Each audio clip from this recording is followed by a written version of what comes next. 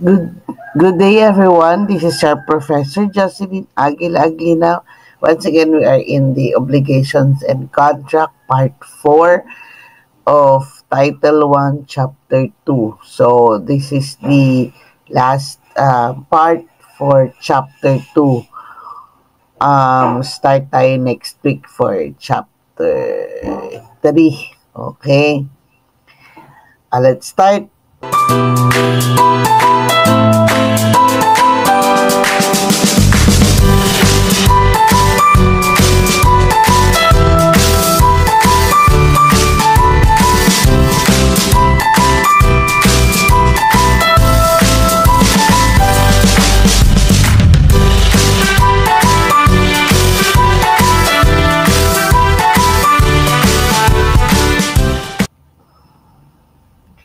Here we are going to discuss Articles 1175 to 1178.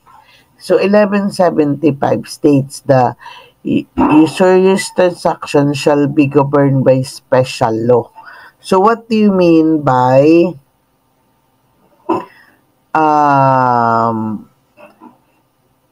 simple loan or mutuum? Oh, you comment it down below para may points agad from the very beginning. To my dear students who have earned points and you really don't want to have your long quiz, pero hindi pwede. May long quiz tayo next meeting. Okay? What do you mean by simple loan or mutuum? Simple loan, it is a contract whereby one of the party deliver to another a money or other consumable thing upon the condition that the same amount of the same kind and quality shall be paid. It may be gratuitous or with a stipulation to pay the interest. So this is a simple loan or what you call the mutuum. It is a contract or agreement between two parties that you are going to return the same or with interest or with interest of the thing that had been given to you or you have consumed kapag ginamit nyo na siya at ibabalik nyo of the same kind. Hindi naman the same na kung ano yung binigay mo, yun pa rin. But of the same kind and quality na babayaran mo siya. That's a simple loan or mutuum. So what are the kinds of interest? Diba? So we have number one, simple interest. Rate of interest is stipulated by the party. So, this interest is agreed upon. Napag-usapan nyo ng both parties. Ang compound interest naman is an interest earned is upon the interest due. Okay. Ibig sabihin, pag compound interest, yun yung ang interest ay mag-i-interest pa. Compound. Kapag hindi nabayaran. Yung interest due upon interest. So, legal interest. It is the rate of interest intended by the party is presumed by law as when the loan mention interest but does not specify the rate thereof. If sa agreement ng two parties, walang nakalagay na interest, so the legal interest will enter. Siya yung magde-decide of how much or how high or low will be the interest. Anyway, isa lang naman yan eh. Pag sinabing legal law, isang talaga, kung ano yung legal na pagpapatubo. Okay. Number 4 is the lawful interest. Rate of interest is within the maximum allowed by usury allowed by the law under Section 23 of Usury Law Act number 2655 as amended. Pag unlawful interest, it is beyond the maximum fixed by law. And kapag unlawful naman ang interest, ano siya, hindi ka pwede, ang case cannot be brought to the court if the interest is unlawful. So you are going to go back to the lawful interest para ma-brought siya sa court. Or for those who are going to demand for the payment of an unlawful interest, if it is unlawful, you cannot bring it to the court. Hindi mo siya pwedeng dalhin sa korte. Okay. So, what is the now, the interest rate, the legal interest rate, as we have discussed during our recitation, is 6% per annum with when interest is stipulated, but there is no express contract as to the rate thereof. In the case of default, the indemnity for damages in the absence of stipulation will always be 6%. So what will be the maximum? Ito yung legal interest. What will be the maximum interest rate? As a rule, diba? The maximum rate is 12% per annum if the loan is secured in a whole or in a party by a mortgage upon real estate with a torrents title or by any agreement conveying such real estate or the interest therein. Pag 14% per annum if the loan is not secure as provided provided by the title na sinasabi kanina sa letter A, and the rate prescribed by Monetary Board of the Central Bank.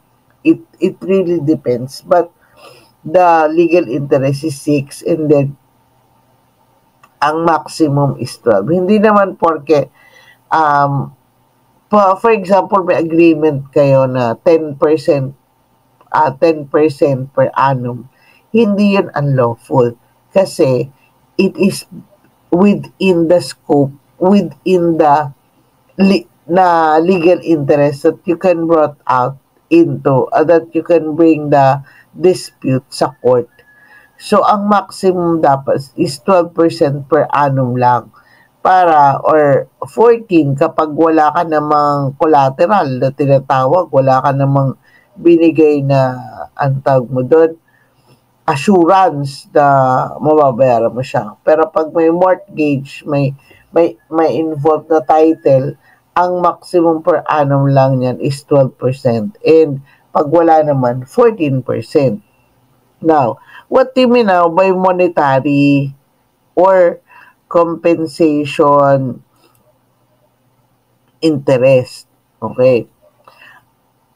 Ang monetary interest is the interest fixed by the party to a contract for a use of forbearance of money. Okay. Yung it is compensatory interest naman if it is imposed by law or by the court as penalty or indemnity for damages. It is payable only if the obligor is proved to have default in the performance of his obligations. So, compensatory interest. Now, what are the requisites for the recovery of interest? Now, diba? Ano yung tatlo? Ano yung tatlo na requisite for recovery of money? You can comment it down below. Marami na sa inyo may additional points, ha? Good naman. Okay, the requisite are, number one, the payment of interest must be expressly stipulated na pag-usapan. Okay. So, it is mentioned in Article 1956. Okay. Number two, the agreement must be in written. Kailangan may, ano na to, hindi pwedeng oral to recover money. And the interest must be lawful under Article 1957. Okay. As a stipulation for a payment of usurious interest is void, that is, as if there is no stipulation as to interest. We can also have this under Article 1413. Okay. But note, by virtue, however, by the Central Bank Circular Number 905, issued by the Monetary Board under the authority granted to it by the usury law, the rate of interest and other charges on the loan of money, goods, or credits, of regardless of its maturity, and whether it is secured by any title or not, that may be charged or collected shall be subject to any ceiling prescribed under the usury law. Usury is now legally non-existent. Party are now free to stipulate any amount of interest. It does not, however, give absolute right to the creditor to charge the debtor interest as it that is iniquitous or uncons- unconscious unconscionable. So any interest must, sabi nga natin kanina, must be lawful, but if it is it does not really give, however, an absolute right na mag-charge naman si creditor to the debtor of the interest, lalo na kung it will exceed the maximum interest rate. So what is the usury law ceiling? What is the usury law ceiling or interest rate na accepted by the law? Ano kaya? So there you go. The usury law ceiling or interest rate lifted. The interest rates now subject to agreement. So ito yung na-amend pa ito. Okay. Interest can be charged by the lender to the borrower may agreed upon. So, pwedeng pag-usapan ang interest. So, the rule where interest stipulated excessive. The stipulated interest may be declared illegal if the same is excessive. Kapag sobra namang taas, exorbitant or unconscionable. Okay. Unconscionable. Okay. Rules where escalation clause is stipulated. A clause which grants the creditor unbridled right to unilaterally increase the rate or increase without the express conformity of the debtor to avoid as it violates the principle of mutuality of contract. So, dapat patas din naman. Okay, as a rule. So, next article will be 1178. Ay, sorry, 1176 pala. The receipt of the principal by the creditor without reservation with respect to the interest shall give rise to the presumption that said interest has been paid. The receipt of the latter installment of the debt without reservation as to prior installment shall likely raise the presumption that such installment has been paid. So what do you mean by presumption? Comment it down below. Even kung paano nyo siya naintindihan, di ba I told you to read 1163 to 1178. So, what do you mean by presumption? So, presumption, it interfere of a fact not actually known arising from its usual connection with another such which is known or proved. Okay, good job. So, example. Bigyan natin ng example para mas malinaw sa atin. What do you mean by presumption? For example, si X was shot dead. Nobody without witnessed the shooting. Walang nakakita doon sa pamamaril. Why, however, was seen at the scene crime scene just after the commission holding a fatal gun. Diba? The fact not actually known is the person who fired the gun. The fact known is the presence of Y in the scene of the crime. Diba? Si Y is the person. The interference is that Y is the person who killed X unless contradicted by competent evidence. Kapag may ebidensya na, hindi naman siya napadaan lang. De, for example, mali nyo naman, napulot lang, di ba? Pinulot niya lang pala yung baril. So, pag may other evidence na magpapatunay na hindi nga siya yung bumaril, di patunay niya. But for the situation ni X na namatay dahil sa pamamaril at si Y ay nandun na may hawak na baril, it is presumed that Y killed X. Isa pa. They borrowed 1,000 from C. And then, later, D shows a receipt signed by C. And the fact not actually known is the payment of D.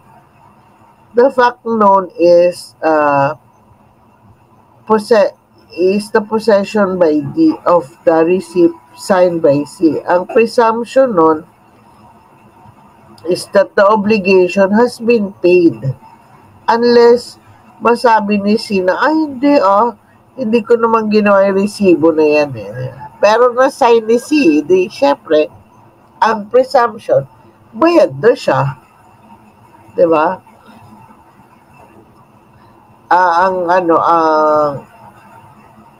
Presumption ngayon, bayad na siya. What are the two kinds of presumption? Did you read? What are the two kinds of presumption? Comment it down below. Pang-ilan na? Pangatlo, di ba? We are, to my dear students, comment it down below to get an extra points. Magagaling tong Visayas ng UCC. Bachelor of Science in Accountancy and Information System. Good job, guys. So, naka-part 4 na tayo. Diba?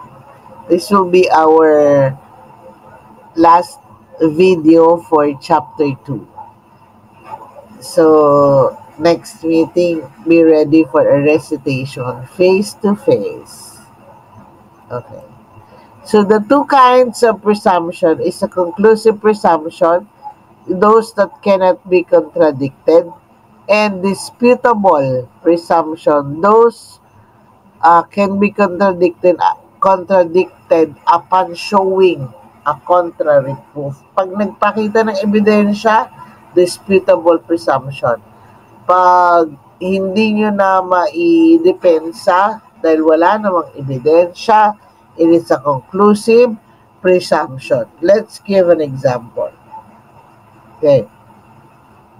Example D owes C the amount of 10,000 with interest of at 15% a year. Sorry. C issue a receipt for the principal. The interest was not referred to the payment or referred to the payment whether or not it has been paid or not. Hindi nakalagay. It is presumed that the interest has been previously paid by the because normally the payment interest precedes that of the principal. It was stated in Article 1253. This, however, is not a disputable presumption and may be overcome by sufficient evidence that such interest has not really been paid. Diba? Pwede siyang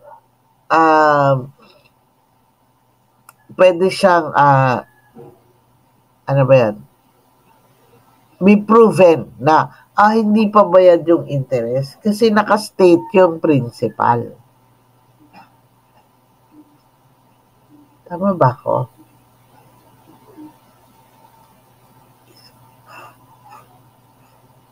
Yeah. For example naman, another example. E is a lessee in an apartment of R, paying 5,000 rental per month. E failed to pay the rental for the amount of February and March. In April, E paid 5,000 and R issue a receipt that the payment for the month that is the payment for April. The presumption is that the rent for the month of February and March had been already paid. This is also in accordance with the usual business practice whereby prior installment at first liquidated before payment are applied to the later installment. Again, this presumption is merely disputable. Diba? Bakit disputable pa rin siya? Kasi di mag-present ka ng resibo na bayad ka sa February and March. Or pwede siyang rebuttable. Kasi it was mentioned that it is the payment for the month of April. It is under Article 1176, paragraph 2. Or you can also read the case of Robert and Gamis versus Smith. Okay. Or yung Manila Trading and Supply Corporation versus Medina. Now, when will be the presumption in Article 1176 do not apply? Yung sinasabi natin kanina. Yan. Yung mga presumption na yan. Kailan yan hindi applicable? Okay. May magko-comment ba? Dahil ano lang naman to? Ilan lang naman to? How many? 4, 5. 5. na kailan or when presumption in Article 1176 do not apply. Okay. Number 1, when reservation as to interest. The reservation may be made in written or verbal. Okay. The presumption established in Article 1176 do not arise where there is a reservation that no payment has been made as to the interest or prior installment.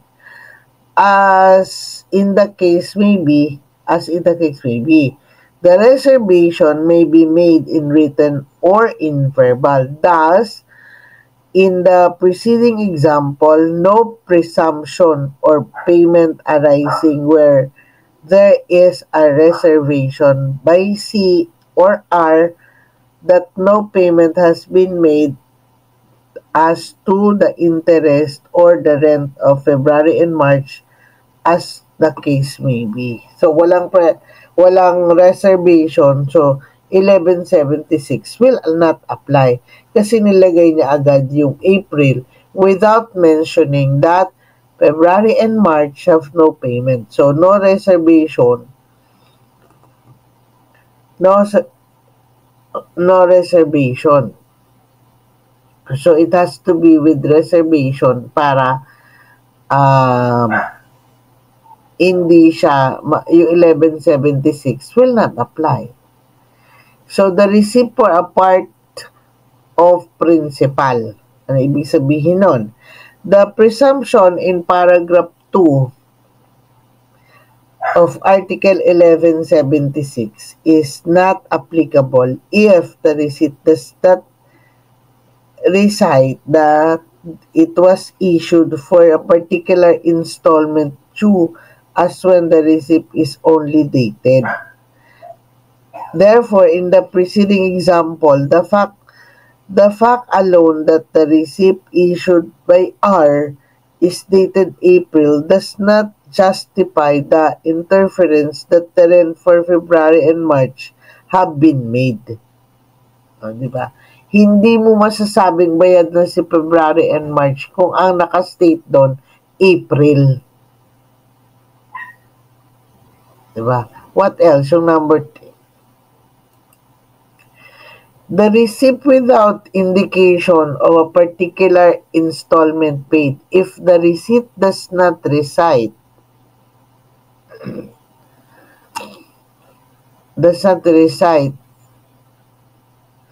that it was issued for a particular installment due as when the receipt is only dated.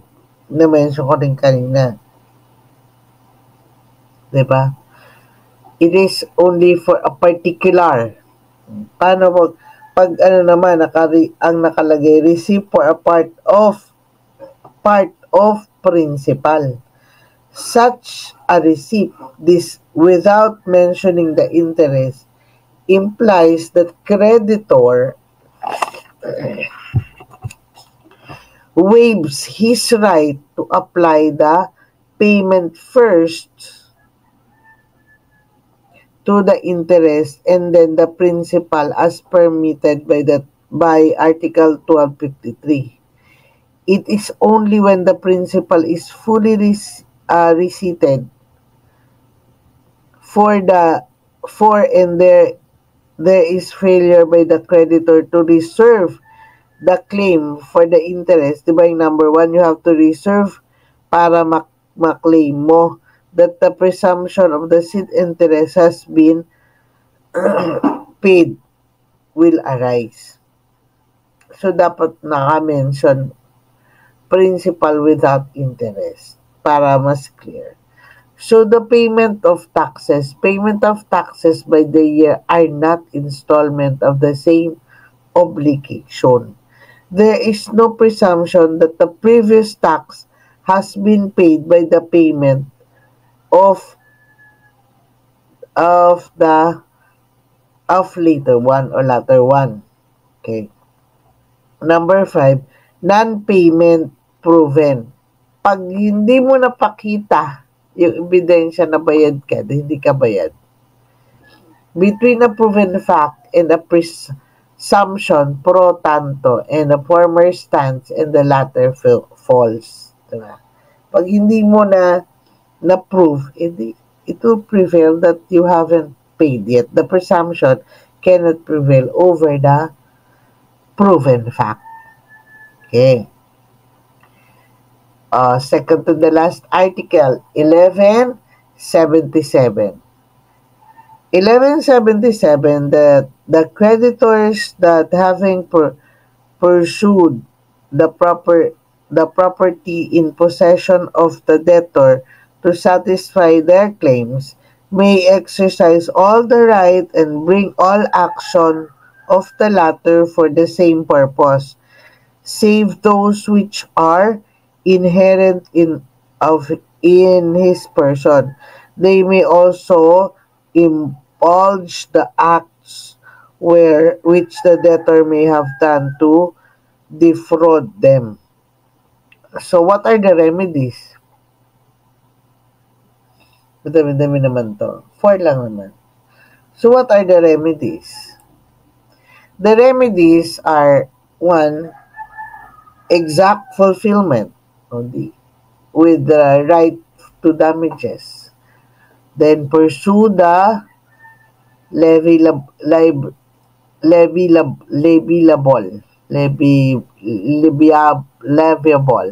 of property of the debtor. And then, number 3, after having pursued the property in possession of the debtor, exercise all the rights and bring all the action of the debtor right to the courtroom.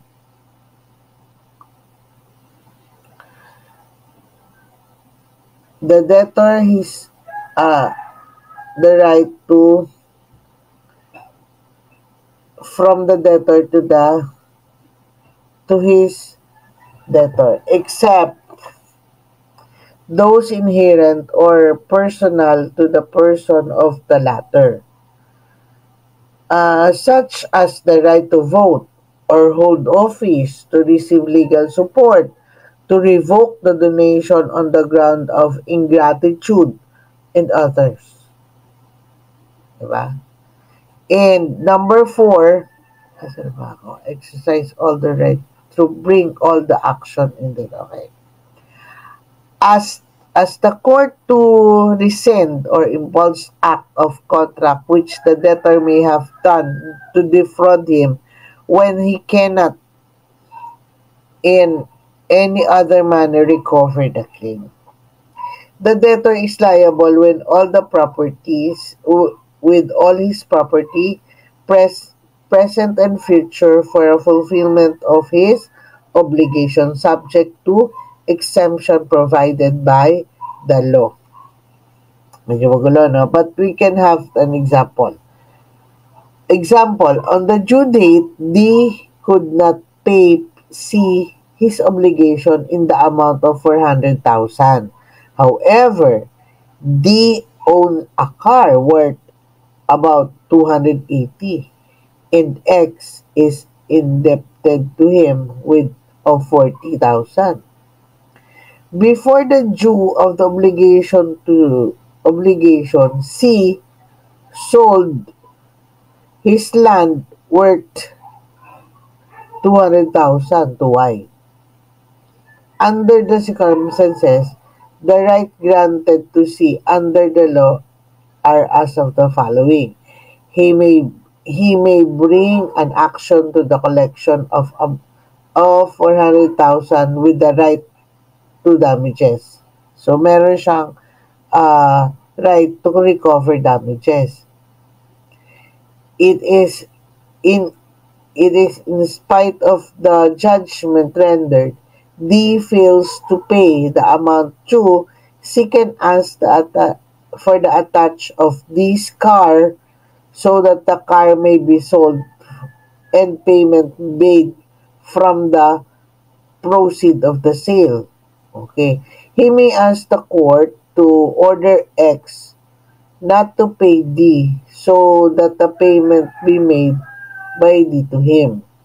He may ask the court to rescind or cancel the sale made by D to Y on the ground that the transaction is fraudulent. In case of C, cannot recover any other manner his credit. The last remedy can be resorted to only uh, to only if C could collect in full credit, diba? He must first exhaust the property of the debtor or subrogate himself for the latter's transmissible right. Pero for example, di ba may nabenta na siyang 200,000 tapos yung kotse niya is 280. Since ang utang niya lang naman is 400, yung sumobrang 80 doon sa sales, kailangan ibalik kay C. Kasi sobra naman yung bayad niya. Diba?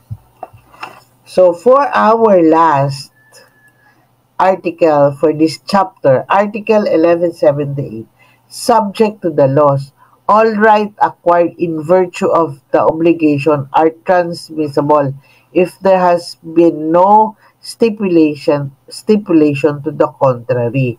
O hindi na ako magpa-points para matapos na tayo.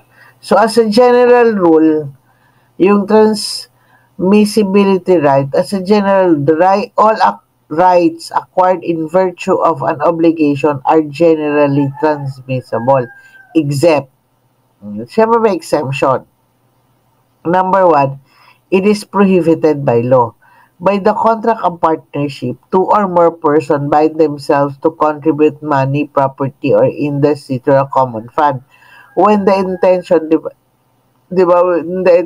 of dividing the profit among themselves.